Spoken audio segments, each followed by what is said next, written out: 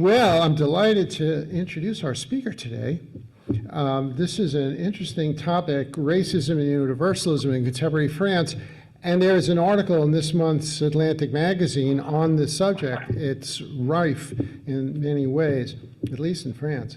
So I'm delighted to have a discussion about it with Sarah Maza, who is the Jane Long Professor of History at Northwestern University. And Sarah is a specialist in French social, intellectual, cultural history, the author of 5 books, many scholarly articles, and this year she holds a fellowship at the Cullman Center for Scholars and Writers at the New York Public Library. So what we're going to do is explore the deep historical roots of French universalism, its consequences for French society of today, and what we can learn from it here in America. So Sarah, welcome to our platform. And what's your step with all the wires? Thank you. Boy, Nina Simone is kind of a hard act to follow, you know. I'd like to thank you all for welcoming me here today, and thank my dear cousins, Alice and David, for their hospitality and their invitation. My understanding is that you usually have activists speaking, and I'm not an activist. Have probably the same convictions as the rest of you, but I'm a professor, and so this is more by way of an analytical talk. Yes, when Pat invited me, she said, well, our speakers always, give us suggestions about how to follow up. I'm not going to suggest that you hop on a plane to France and follow up. So, but anyway, I'm working on the 19th century now, but I have lived in France and taught a lot about contemporary France, and I thought rather than talking about the past, I would talk about contemporary issues in France. Oops. Oh, hi, Rick. Dear. I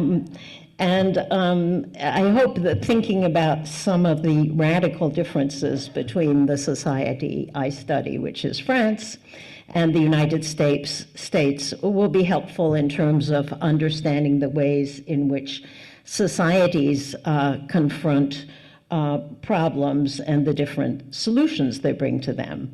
So I'm going to focus on the contrast between French and American approaches to racial difference, not because I think one is better than the other. I'm always bouncing back and forth between these societies and the ways they approach race, but because I think it's really healthy intellectually to think about these differences. So you may have heard I had the word universalism in the title, and you may have heard of French universalism. And what exactly is it? Well, the dictionary definition is that universalism is the philosophical and theological concept that some ideas have universal application or applicability. What this means specifically with regard to France and French politics and culture is that in the eyes of the French state, Frenchness is universal. There can be absolutely no difference politically between one French person and another. This is similar to what we believe, but as you'll see, there's the culture and traditions bring a different spin on this. Oops, I have a problem, a glasses problem, so. Okay, what this means in practice, I'll give you a couple of examples, which some of you who know about France may be familiar with. For instance, we do not officially know how many Jews, Muslims, or Black people there are in France. We have pretty good estimates from sociologists and other people who study the French population, but it is illegal in France to record somebody's race or religion on an official document. So the French state does not officially document who is what race and who is what religion, because documenting that would establish a difference. Some people say that it's not clear what the origins of this particular bureaucratic practice are. Certainly was reinforced by the French experience during the Holocaust, where, Jews were required to have a special, their paper stamped Jew. And so that reinforced, but it existed before, this idea that you cannot note any difference between French people, which means that you can't count minorities, which makes a difference to, of course, how you approach minorities. Secondly, the other thing that marks a difference between the societies is that there are no hybrid identities in France. So nobody is ever Franco-Algerian or Franco-Vietnamese. The idea that you could be, as we say, you're Jewish American or Irish American or African American, that is not acceptable in France. Hybrid identities do not exist, either politically or culturally, because that would be a kind of a negation of the French principle that there can be no differences between French individuals.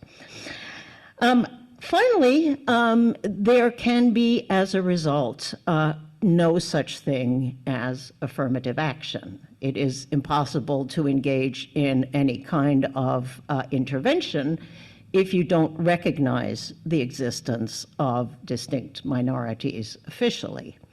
There are a few schools influenced by America that are semi-independent, like the prestigious École de Sciences Politiques, that practice some form of what they call in France, they call it positive discrimination, discrimination positive. But it is not practiced anywhere in the society routinely, because you can't single out people to give them an edge, right? While we know that there is a huge amount of actual racial discrimination.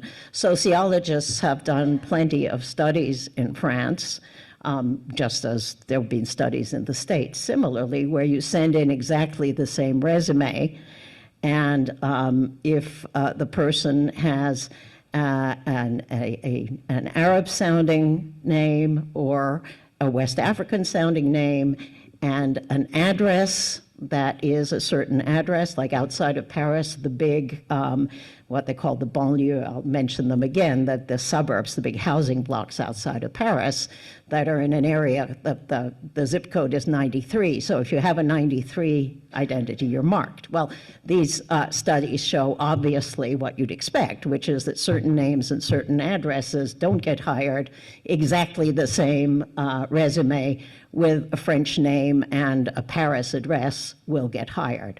So discrimination has been documented, but affirmative action is something that is not practiced. And in fact, the notion of a role model or a representative person also is foreign to the culture. So, for instance, now I'm sounding like I want to say that I love France. I'm going to be very negative about it. I'll come back to it. There are so many great aspects. But this is, I'm insisting on this because it's something that as Americans, we have a really hard time understanding the logic of it. And I'm trying to explain a little bit of the logic of it. So for instance, you don't have on TV. There are no newscasters. I know, David, you're an avid watcher of French TV. They don't make any effort to have Black or Arab or any other minority newscaster. They're always white. And nobody makes an issue of it because, again, we don't see race, we don't see difference, and therefore we don't need to put anybody, make anybody prominence. I think the best, most pithy way that this was expressed years ago was by a French politician who put it this way: the Republic does not recognize groups, the Republic recognizes only individuals. So we do not recognize you as group. So there's official resistance to what is called communautarisme, communitarianism. So when we say the word community, it's obviously positive. You guys are a community and a wonderful community, and communities obviously do exist in France. There is a very thriving and active Jewish community, Muslim community, other kinds of, French people of Armenian descent and so on. They have communities. But the thing is, those communities are only private. They can't make any demands on the public sphere. They can't be recognized by politicians. You never do anything in the name of a community. And in fact, it's striking to see the extent to which when there's a French political campaign and they're, a presidential campaign, and they're competing and elbowing each other and making accusations, they accuse each other of communautarisme, communitarianism, like this is a dirty word, right? You're in favor of communities. No, I'm a Republican. I am not favoring communities. Again, it's like the mirror image of our society. So you can't make any public statement or recognition of or support of such community, of anything like a community. So where does all this come from? What are I said I'd mentioned the roots of this.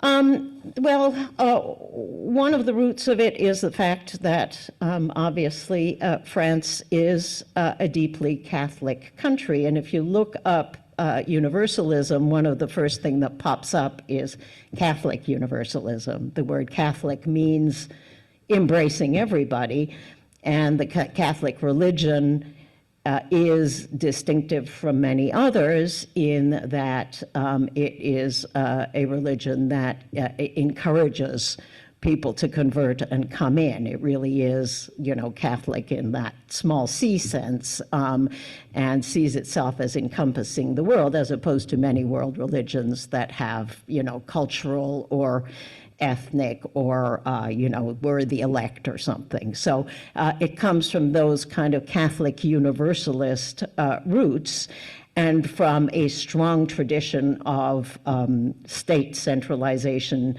long before the French Revolution. Think of, Louis XIV, the guy who built Versailles and whose motto was un roi, une loi, une foi, one king, one law, one faith. So this strong tradition of centralization and unity and Catholicism.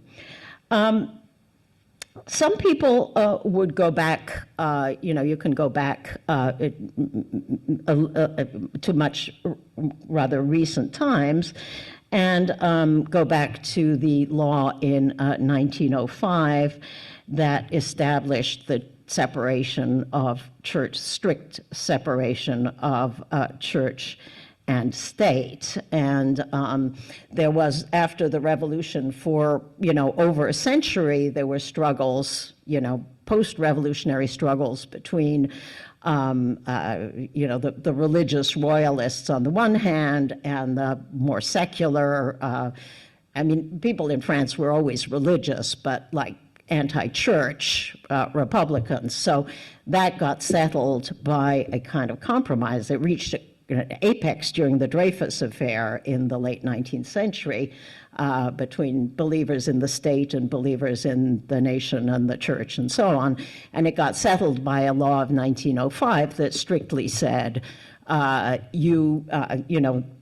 church and state must be strictly separated. France is a country that welcomes and respects all religions, but religion is a matter of the private sphere. It can only be, it's not that it must be hidden, but that it has nothing to do with politics. It is completely outside of the realm of politics. And so this established a bright line, and the principle that governs the state is what the French call laïcité, which it means secularism, and secularism is almost a kind of a creed. It's almost a kind of religious belief in secularism, if you will. So that, I grew up in France, actually, and I still find it unnatural whenever there's a presidential address on TV and the president ends with "God bless America." I'm like, no, you can't do that. So there's this very bright line between the state and religion. But where I think actually the most interesting, the most historically specific reason for this resistance to groups, to separate groups, is the French Revolution, because when the revolution occurred, before the revolution, French society was organized on the basis of something called privilege. Now, privilege, we think of unfair advantage, and we think of nobles didn't pay taxes and so on, but that's not really, that's only the tip of the iceberg. In fact, privilege means private law. That's what it is etymologically. And so every group in France had its own private law. The king gave it its own set of laws. So the lawyers, corporation of lawyers, had privilege. They, had their private law. Even the goldsmiths or the upper artisans, and of course the nobles, and of course the church. So it was a system of different groups that had different understandings with the monarchy, and so the revolution was carried out against privilege, which we, sort of informally understand, unfair advantage, but actually it means against private law. There should be one law for everyone. And so the result was that there was this deep founding suspicion of groups with separate laws. So the idea that the Republic does not recognize groups really comes from that history of the separate groups that were rejected by the revolution. So what does this have to do with racism? Well, as you can imagine, you could see how France and America are mirror images of each other, with Americans recognizing groups like African Americans and Jewish Americans and so on. But the French saying, sorry, I'm having a glasses thing. I lost my glasses, so I'm struggling through this. You want to try a beer or a beer? Oh, yeah. There might be a chance. Yes. No, that's worse. Oh, no, actually, yes. Well, okay, so what about French racism? Who is it directed against?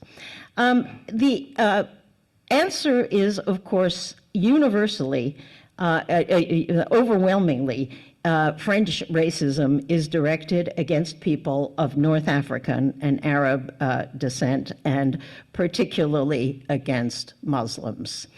Now, these work. Thank you. I would say, and this would get me into a lot of trouble with certain members of my family, I would say that anti-Semitism is no longer a big problem in French society. It has declined. It declined over the course of the 20th century. Of course, it was a big problem during the Dreyfus case. It had horrible consequences during World War II, but partly because of World War II and partly because of the post-war recognition of what happened during the Holocaust, people have become much more sensitive. When I was growing up in France in the 60s, people would still, you'd hear a lot of casual kind of, oh, so-and-so's Jewish, oh, he's a Jew, you know what that means, kind of thing. And that's pretty much disappeared from mainstream French society. It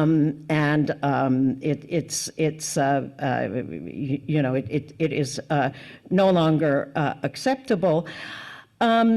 In fact, the far-right group, what used to be the National Front and is now the National Rally in France, the group that keeps emerging in every presidential election, their leader, Jean-Marie Le Pen, was overtly anti-Semitic. He famously referred to the Holocaust as a detail in the history of World War II. And his daughter, who took over from him, has been very careful to scrub anti-Semitism out of the rhetoric of what's now called the National Rally. So all of these, I think there is, anti-Semitism has declined greatly in France. That is not apparent because occasionally horrible things happen. There was famous cases, very dramatic, horrible cases in the last 20 years or the last 10 or 15 years. The kidnapping of a young Jewish man, Ilan Halimi, who was held and tortured to death over several days by some kids who held him because they said, Jews are rich, so we'll get money from you. There was an attack on a Jewish school in southern France that killed several people, including several children. There are cemeteries that have been ransacked. So these are shocking incidents, but as I said, they're very specific and quite rare. And unfortunately, the cemetery stuff seems to have been done by neo-Nazi groups, but most of them have been carried out by people who are radical Islamic terrorists. And so the anti-Semitism among those groups tends to flare up whenever there is a big issue, whenever there's a conflict in the Middle East. But I would still maintain, and again, this is an arguable point, that anti-Semitism is not substantially a big issue in France. The big issue, as you can expect, is racism directed at Muslims and people of Arab descent.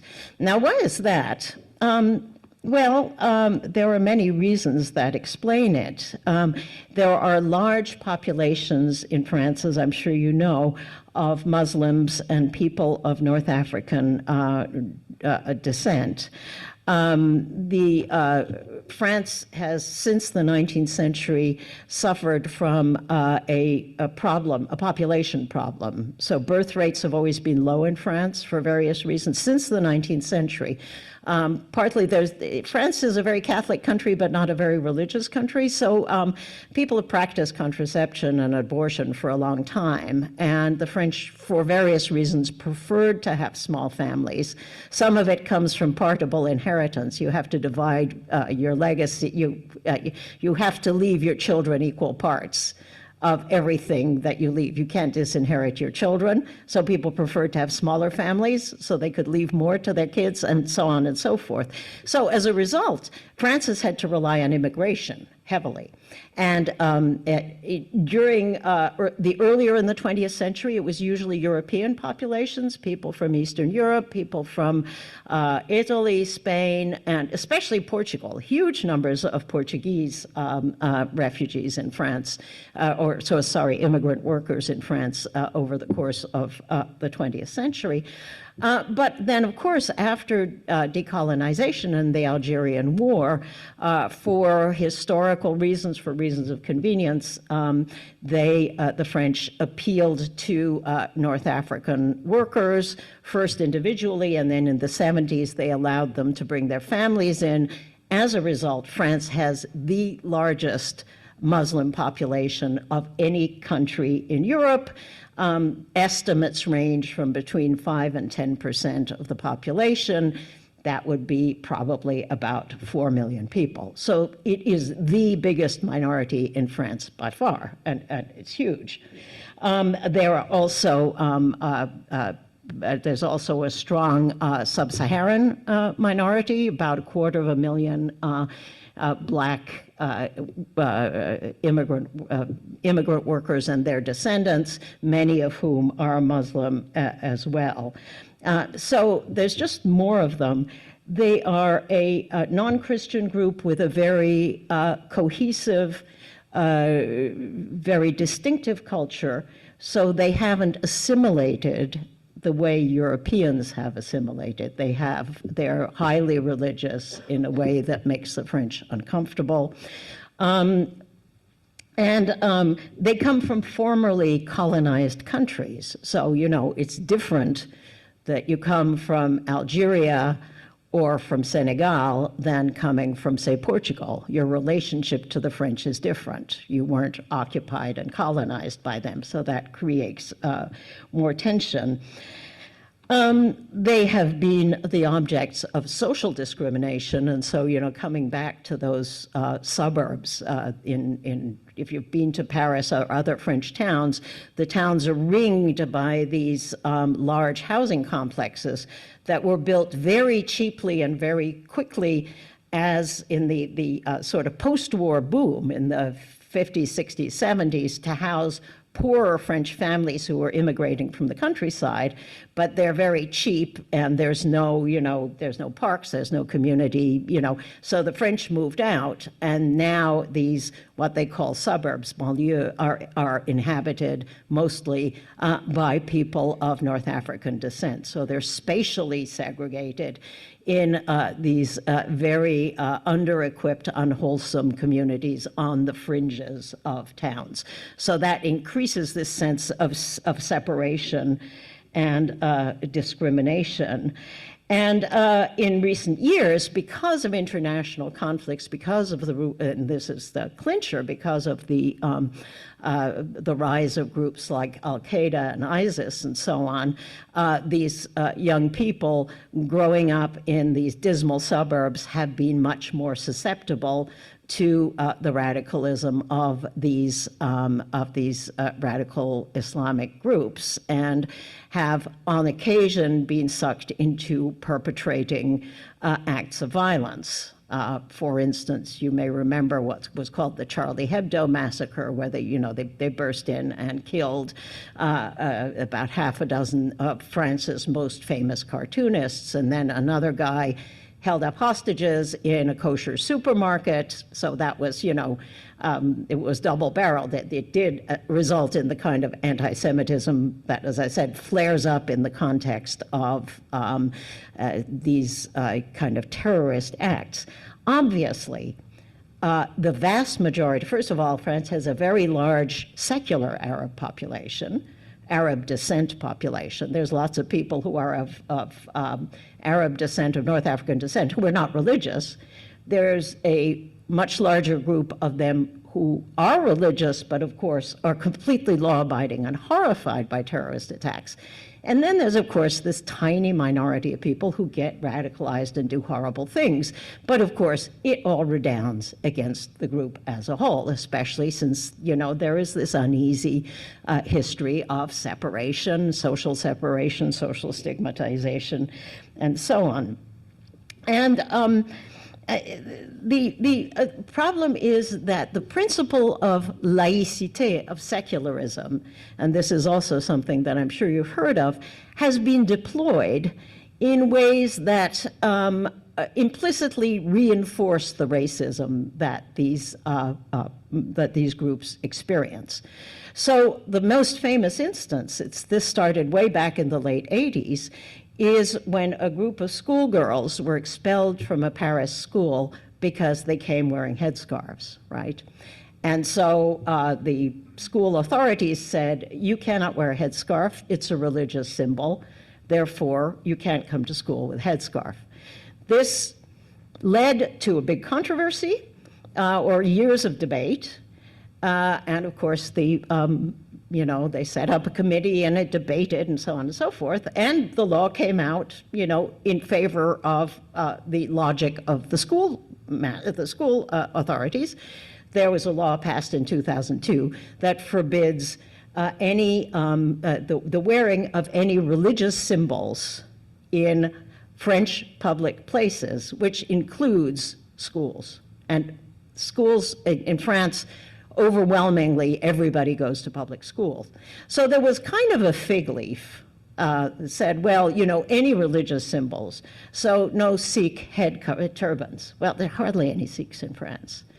No yarmulkes. Well, Jewish kids go to Jewish schools, and that's how that gets solved. No large crosses. Nobody's worn a large cross since Madonna, you know, back in the 80s. Okay, so theoretically it was anything, but in fact, everybody knew that this was about headscarves. And it goes on. I mean, this thing has, just 5 years ago in France, there was a big debate about whether it was okay for a mother who went along as a chaperone on a school trip to wear a Islamic headscarf. So it was like, is this school or is it not school? Is she allowed to do that? And so this principle of laïcité, which is logical and, you know, healthy in its origins, really gets deployed as a kind of alibi for a certain kind of cultural intolerance and racism. It's not to say that other groups don't suffer from this too. For instance, Jewish men do not wear yarmulkes in public in France. They will wear a hat or something, but it's very unusual, partly because of this hostility from the Muslim community that can flare up, you know, at times, but also because of this sense that you don't go out in public with a sign of your religion. So it's not entirely anti-Muslim, but it is massively anti-Muslim. And it has had all kinds of ridiculous extensions. The most ridiculous was 4 or 5 years ago when a local, this was just a local thing, but it was symptomatic, a local policeman hassled a woman for wearing what's known as a burkini on the beach. She wore a full covering bathing suit, because for modesty reasons, with a head wrap on the beach. And he told her she was not allowed to. So, you know, French women sometimes go topless. It's okay to go topless on the beach, but you can't cover yourself. That's a total exaggeration, but you could see where the perverse logic that this can lead you to. During political campaigns, and especially presidential campaigns, so the word laïcité has become something of a dog whistle for racists. And even Macron, who was President Macron, when he was running for re-election in the last presidential campaign, and was campaigning against the leader of the far right, Marine Le Pen, he was deploying a lot of talk about secularism and laïcité, which was really a dog whistle to Marine Le Pen's electors. A couple of conclusions. One of them is that, as we all know, racism isn't about biology. Racism is about culture and politics. And there is a lot more racism, I think, in France against lighter-skinned Muslim people than against blacks. There certainly is racism against blacks. They get profiled and harassed all the time. But the West African countries and the Caribbean countries, Martinique and Guadeloupe, are officially still part of France. And in those countries, the French institutions were much more strongly implanted. So, for instance, people went to French schools and learned French. So the black populations tend to be much more, they're smaller, first of all, and they're better integrated, even though, of course, lots of them live in these terrible banlieues and everything. So, but it is remarkable that, notable that this does not have to do with how dark you are. It has to do with who you are culturally, socially, and historically. Another overall point is that the French situation does not map directly politically onto the American one. And this, I'm glad you mentioned that article. I think it's Thomas Chatterton Williams in The Atlantic, because I got really annoyed with that article because he said he doesn't seem to understand that this is not so much a matter of left and right in the States, I mean in France, because this laïcité thing is supported by a lot of people on the traditional left. So the younger generations who are quote unquote woker are a little more alert to questions of community and race. But people of my generation, I have talked to plenty of people, close friends, socialists from way back, who say, yeah, of course girls shouldn't wear headscarves at school. That's an affront to our traditions and to blah, blah, blah. And it's you know, we're rescuing them from feminism, from feminist discrimination, you know, from misogyny, you know, their fathers are making them wait. So you know, there is a strong constituency on the left that is in favor of laïcité, and that causes problems. And so you can't really compare, you know, you can't, these two situations are not entirely comparable in those terms. Now, I want to end by saying that I've sounded very anti-French, and France is a country that I love, admire, respect. They provide the kinds of social protections and services that we can only dream of. It's not, it's liberty, equality, fraternity is sometimes stated as liberty, equality, solidarity, and solidarity is, you know, paying your taxes because there are people who are vulnerable is accepted widely across the spectrum.